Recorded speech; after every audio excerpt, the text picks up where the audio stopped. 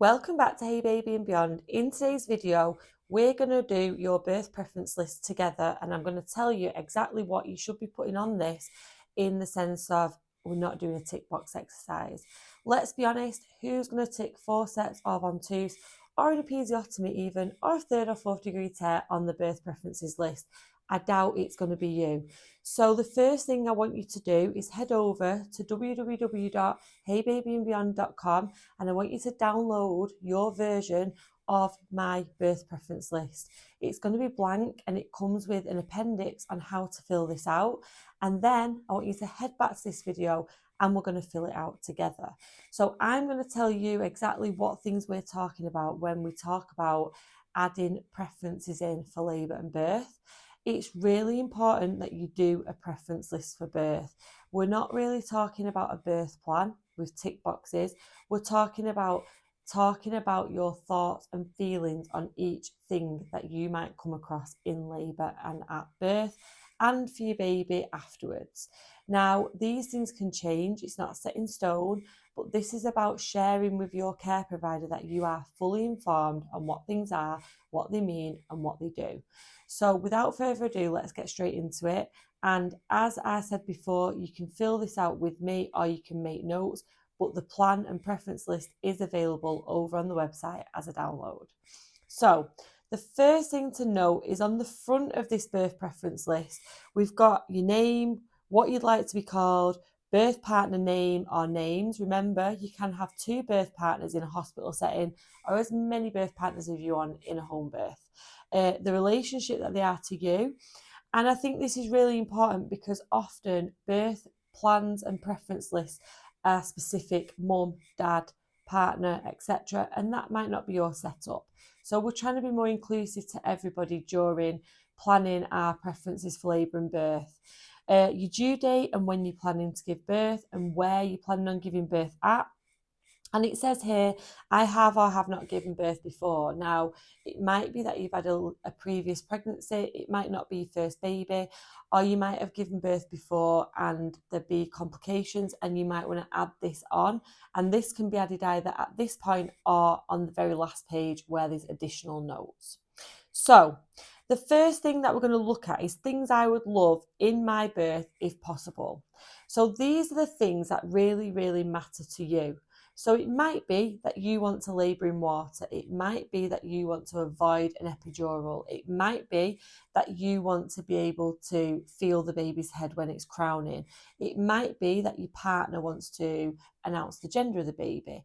It might be that you don't want guided pushing. It might be anything at all that you would really, really love in the perfect world of the perfect preferences for birth. Okay, so you're going to add that into that section, and you've not got any tick boxes here, it's purely writing. So you're writing down your thoughts and feelings.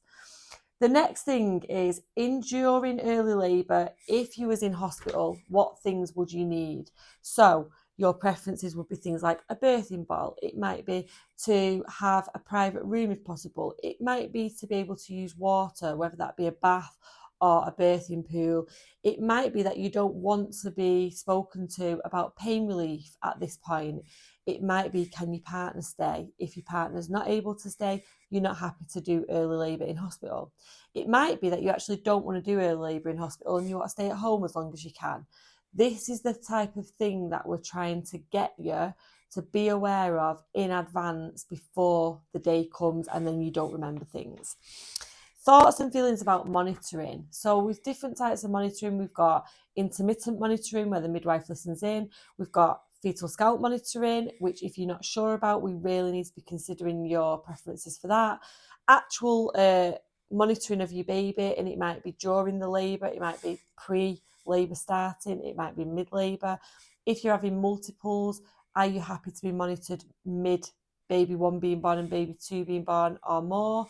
Just start to think about what the monitoring is going to do to your labour preferences, i.e. can you still be mobile, can you still be active, can you still use a birth pool, all these kind of things that might change your real important preferences that are going to be at the top.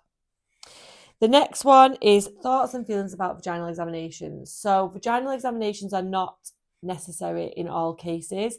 In induction, you'll probably be offered them, and it's probably kind of advised that you do have them to find out where you're up to. But in labour in general, you don't have to have a vaginal examination until you want one. And again, some people don't have any. So, what are your thoughts and feelings about vaginal examinations? Your pain relief. What are your thoughts and feelings about pain relief? Please do your research on pain relief options before you fill this in. Think about what situations you'd be happy to have certain things in. Think about what you want to avoid, and think about certain pain relief methods are going to change your overarching preferences.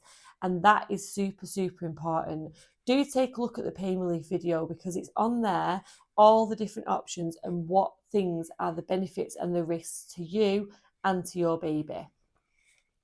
Moving on, we've got our thoughts and feelings about induction. So, induction of labour, some people are happy to go for it, some people do want to avoid it. It's about methods, it's about timescales, it's about you being completely happy with the reason you're being offered an induction of labour. We're thinking about assisted birth, OAC care bundle, and episiotomy. And if you're not sure about what these are, I really, really do suggest taking a look further into it. I have got a handbook available on the website, as you can see here. Have a look at it, see what information is in there, because this is giving you every bit of information you need to plan for your positive birth experience. The next one on there is changes that you want to happen in your birth space. We're talking about your real important oxytocin boosters, turning the light off, using a birthing ball, being undisturbed, having your own space, staying hydrated. What kind of early self-help methods do you want to use? What do you want to avoid? Who are you going to have there in the early days supporting you? Who are you going to have in active labour? Do you want to be at home at this point? Do you want to be in hospital? There's so many things that you need to start to consider and to be writing these down. Your care and your support during labour. So, do you want your midwife to be quite involved in the care? Do you want her to be sat observing? Do you want your partner to do certain things? Have you got more than one partner? What are their specific roles going to be? Is there anything that you want your partner to do specifically to support you in labour? Any other preferences? This is talking about anything else we've not already discussed, or anything that really matters to you, anything that you really, really want to happen, or anything that you are very, very sure that you don't want to happen if it's not life or death situation, obviously. Preferences for feeding your baby. So if, for example, something was to happen at birth and you was to have, for example, a general anaesthetic and not be awake, do you want your baby to have formula, or do you want to wait till baby goes onto the breast for that colostrum? Have you got hand express colostrum? Again, take a look at the video. Look at the importance of doing these things. Second stage of labour, so that's your pushing part. Do you want to be guided? Do you want to go with your instinct? Do you want a little bit of support? Or, do you want to feel the baby's head crowning? Do you want to be in upright positions? I'd really hope that you'd thought about these things before the day. Your third stage of labour, so that's birthing the placenta. What are your options? Please take a look at the video for this as well. Or again, take a look in the handbook. Do you want delayed cord clamping? Do you want optimal cord clamping? Do you even know the difference? Please do the research before the day and keep reiterating these preferences to your care providers also. Thoughts and feelings and preferences about caesarean birth. I tell every single one of my parents to plan for a caesarean birth, even if they don't plan for one. So you know exactly what you can have in a C-section, what your options are, and how you can personalise this to be your experience. And then immediately after your baby's born, what things do you want to happen? Do you want immediate skin to skin? Do you want partner to cut the cord? Do you want to cut the cord? Do you want to leave the cord? Do you want to leave the baby attached to the placenta? Do you want to be the ones to know the gender? Do you want to have them weighed and things a lot later than usual?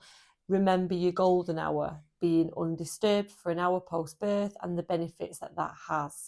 There are so many things to consider and to think about in the early stages of your baby. Things like babies' options for vitamin K injection and the birth checks that they're going to have. Do you want them to be checked over while they're on the chest? Do you want to do some skin to skin in a theatre setting? There's so many things. I can't stress enough how important it is. On the back sheet, you've got space to write anything else. It might be previous things that have happened, things you want to avoid. You might even just want to put your absolute perfect birth that you're aiming for. And including that, if this doesn't happen, I'd be happy to have this. If this doesn't happen, these are my thoughts. We're not saying birth is ever going to go perfectly to these plans, hence why it's called birth preference list.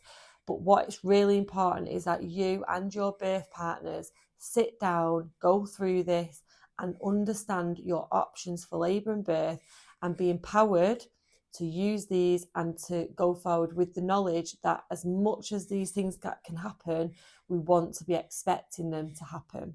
So I really do hope you found this useful. Please write below if there's any videos you want to see on any other things that we're going to put in a birth preference list. And as you can see here now, you can see the appendix that we use to fill out these birth preferences. So there's no tick boxes here. This is about you considering your thoughts and feelings about various things. I really hope this has helped, and I really hope that I can help you get a positive birth experience. If you need any more help, please do give me a shout. And if not, subscribe to the channel and like the video and tag people who you might find useful, or share it with friends and family or other pregnant people that you know.